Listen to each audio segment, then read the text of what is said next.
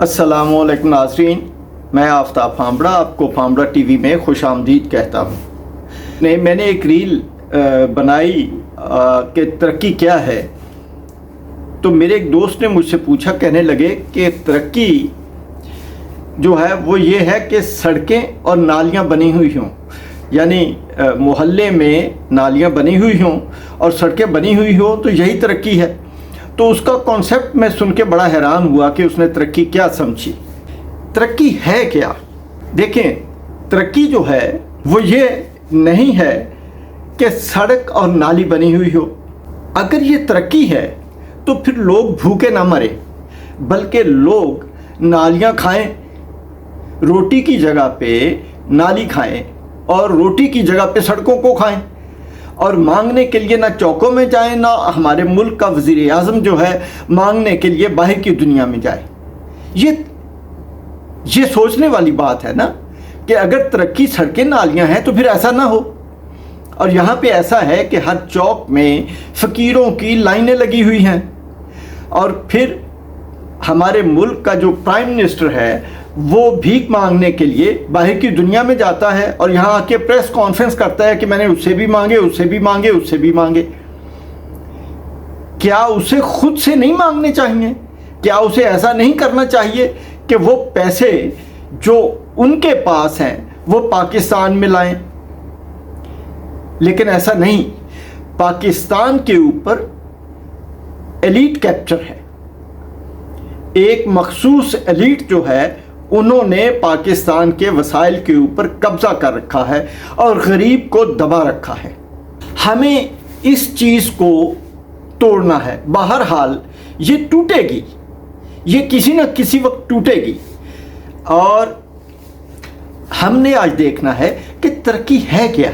Number एक, मुआशरा तालीम याफ्ता हो, मुआशरे में एतमाद हो, मुआशरे में तालीम, आला तालीम मुफ्त हो, और पढ़ने के मौके हर बच्चे के लिए बराबर हों। यानी गरीब का बच्चा या अमीर का बच्चा, वो दोनों में पता नहीं टैलेंट किस में ज़्यादा है। अगर टैलेंट गरीब में ज़्यादा है तो गरीब का बच्चा आगे जाए। ये तरक्की है।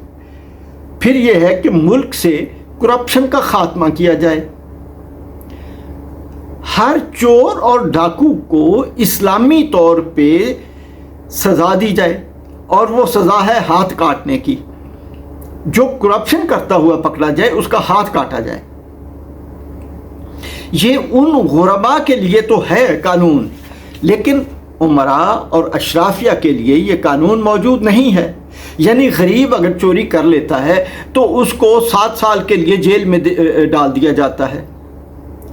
लेकिन अगर अमीर आदमी डाका डालता है, चोरी करता है, पाकिस्तान के वसाइल को लूटता है, तो उसके ऊपर कोई पाबंदी नहीं। उसको सलाम किए जाते हैं, उसको सलूट किए जाते हैं। जब उससे हिसाब मांगा जाता है तो वो कहता है कि भी मैं क्यों हिसाब दूं, तुम्हारा इससे क्या ताल्लुक। तो वो हिसाब देने के लिए तैयार नहीं होता। वो कहता है कि आप हिसाब दो। अगर आपने मेरे ऊपर इल्ज़ाम लगाया है तो ये इल्ज़ाम भी आप साबित करो। अब जो आदमी डाका मारेगा, चोरी करेगा, क्या वो वहाँ पे रसीद लिख के देगा कि मैंने ये चोरी का माल कमाया है? वो कभी ये रसीद नहीं लिख के देगा। जब वो ये रसीद ही नहीं लिख के देगा तो फिर कैसे उसको साबित किया जाए? हमें जज़ा और सज़ा का एक प्रॉपर निज़ाम राइज करना होगा तरक्की के लिए, और जो कातिल है उसकी गर्दन उड़ा दी जाए। यहाँ पे वो कवानीन हैं जो अंग्रेज़ों ने अपने फ़ायदे के लिए, जब अंग्रेज़ काबिज़ थे हिंदुस्तान के ऊपर तो उन्होंने अपने फ़ायदे के लिए बनाए कवानीन। अब वो कवानीन ऑब्सलीट हो गए, उनकी हमें ज़रूरत नहीं है, इसलिए कि हम एक आज़ाद कौम बन गए। बज़ाहिर हकीकी आज़ादी हमें नहीं मिली, लेकिन ज़ाहिरी तौर पे हम आज़ाद हो गए और हमें उन कवानीन की ज़रूरत न रही। हमें अपने कवानीन डेवलप करने थे। हमारे पास कुरान भी था और हमारे पास यहाँ की रिवायात भी थी, لیکن ہم نے اپنے قوانین ڈیولپ نہیں کیے، جس کی وجہ سے معاشرہ بے راہ روی کا شکار ہو گیا۔ قاتل کہتا ہے کہ میں غیرت میں آیا، میں نے مار دیا۔ قاتل کہتا ہے کہ وہ فلاں بندہ مجھے مارنے کے لیے آیا، میں نے سیلف ڈیفنس میں مار دیا۔ یہاں پر بیسیوں قوانین ایسے ہیں جو قاتل کو بچانے کے لیے بنائے گئے۔ اگر قاتل کو سزا نہیں ہوگی تو امن قائم کیسے ہوگا؟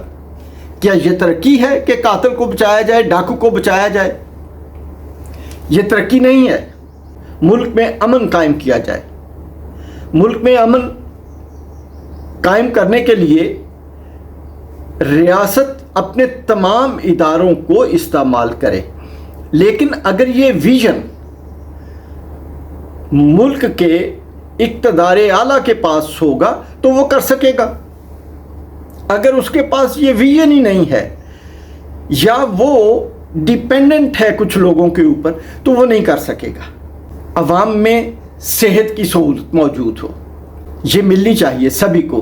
کوئی آدمی بیماری سے یعنی بغیر دوائی کے نہ مر جائے، اس کا ٹریٹمنٹ اس کو پورا ملے، اور وہ ٹریٹمنٹ ملے جو کسی بھی امیر ترین آدمی کو ملتا ہے۔ اس میں یہ نہیں کہ غریب کو جو دوائی دی جائے وہ کوئی سستی دوائی ہو اور امیر کو جو دوائی دی جائے وہ بہت مہنگی دوائی ہو۔ یہ ترقی ہے۔ پھر ملک میں انصاف ہو، جزا اور سزا کا نظام ہو۔ یہ جزا اور سزا کا نظام جو ہے اس کے بغیر کبھی بھی معاشرے ترقی نہیں کرتے۔ ہم کیسے کریں گے؟ ہم روایت سے ہٹ کے ترقی کریں گے؟ ایسا تو ہو نہیں سکتا۔ یہ قانون قدرت کے خلاف ہے۔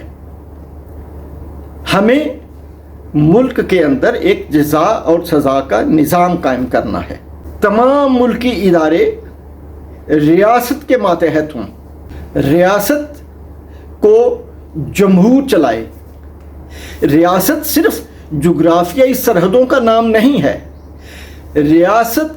ریاست میں بسنے والے لوگوں کا نام ہے۔ وہ لوگ مل کے اپنے ذریعے سے، اپنے طریقے سے، اپنے حالات کے مطابق حکومت کو چلائیں۔ پھر وہ ذمہ دار ہوں گے کہ حکومت کو چلانا کیسے ہے۔ اس لیے تمام ملکی ادارے ریاست کے ماتحت ہوں، ریاست کے اوپر حاکم نہ ہوں۔ یہ بڑا ضروری ہے۔ ملک میں ہر جگہ پہ خوشحالی ہو، اور خوشحالی کا پیمانہ کیا ہے کہ چوکوں میں، چوراہوں میں، گھروں کے باہر فقیر مانگنے کے لیے کھڑے نہ ہوں۔ اگر فقیر مانگیں گے تو پھر ترقی کیسی ہوگی؟ کیا ہم نے، ایلیٹ نے ایک طبقے کو فقیر بنایا اور ایک طبقے کو وسائل دے دیے؟ کیا یہ ترقی ہے؟ یہ ترقی نہیں ہے۔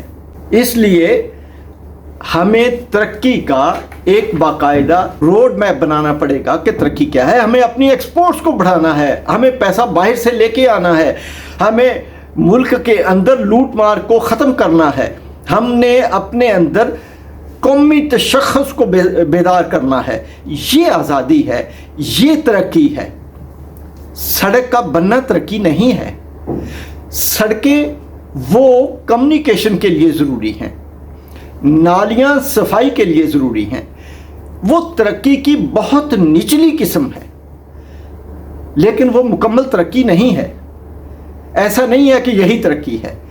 اس لیے میں اپنے ملک کے لیے بھی یہی گزارش کرتا ہوں، اور جو تیسری دنیا کے دوسرے ممالک ہیں ان کے لیے بھی یہی گزارش کرتا ہوں کہ وہ ترقی کے زینے طے کرنے کے لیے اگر انہی اصولوں کو اپنائیں گے تو وہ بھی دنیا کی عظیم قوموں کی صف میں شامل ہو جائیں گے۔ اس کے ساتھ ہی میں اجازت چاہوں گا۔ اللہ حافظ۔